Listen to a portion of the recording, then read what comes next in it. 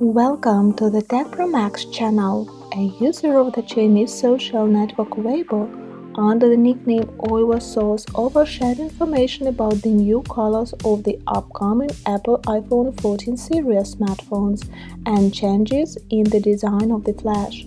The insider claimed that the new flash will be a small circle in a big ring rather than two separate circles.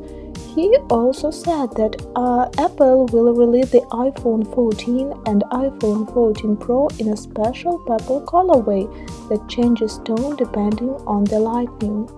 In addition, the regular iPhone 14 and iPhone 14 Max will be available in black, white, blue, and red, while the iPhone 14 Pro and iPhone 14 Pro Max will be available in graphite, gold, and silver.